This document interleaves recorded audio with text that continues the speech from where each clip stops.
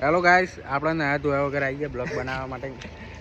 અને ભાઈનો ફોન હતો, આવ્યો હતો કે ભાઈ તો બ્લોગ બનાવીએ એમ, તો ફોટા પાડવા તો તમારો આઈફોન આપો અમને એવું ભાઈએ ફોન કરીને કીધું હતું.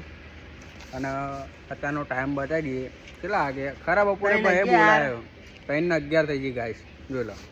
અને એવું હતું, ભાઈનું આયોજન હતું કે ભાઈ કે આપણે જવાનું માલને મળવા.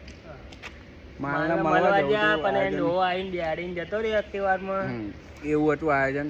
આપણે તો 210 લઈને આવી ગયા હતા. અને એવું હતું કે આપણે ઊંઘે ઉઠીને આવ્યા ને એટલે આવા દેખાઈએ ને કે આપણે ફ્રેશ બેસ જ થઈને આવીએ કે ભાઈને બાઇક જોતી હતી. એકચ્યુઅલી એવું હતું તો બાઇક ગાલી નહીં મને બહુ ખોટું લાગ્યું અને મફતની ટેન્શનો ખાય છે ભાઈ. ના ગાય છે, મફતની ટેન્શન નહીં ખાતો.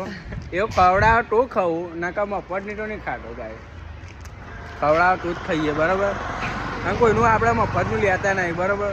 મફતનું ખાતા નહીં, બરાબર. અને જેવું લાગતું એવું ભાઈ તમને હવે મફતનું અમે કોઈ ખાતા નહીં, બરાબર. હવે તમને એવું લાગતું છે. એકચ્યુઅલી હું ને ટેન્શન કહું ને તો ભાઈ આ તો ખોટું બોલે. બાઇક મોના આપું છું તો આપણે એવું નહીં રાખતા ઓના માટે. બાઇક હાલે મારો ભાઈ એવો નહીં, પણ આ તો હું ખાલી મજા કરતો હતો. તમારે ઇન્ટરવ્યુ લેતો હતો કે એવું છે કે ભાઈ બાઇક હાલે કે નહીં હાલતો, એવું છે. ભાઈને ખોટું તો ના લાગે મારા ભાઈ દિલદાર. આપણને ખોટું બોટું ના લાગે ગાઈસ. એકચ્યુઅલી આપણે કોઈ બીને બાઇક લેવી હોય તો લઈ જવાની આપણે. મારે જ લેવી અત્યારે.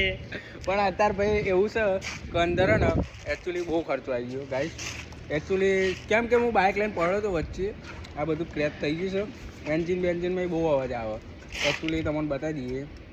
કેમ કે જોઈ લો નુકસાન કરશે ભાઈ.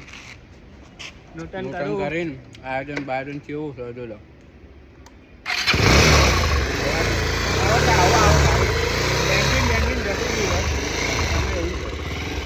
બરાબર, મળે બીજા બપોર.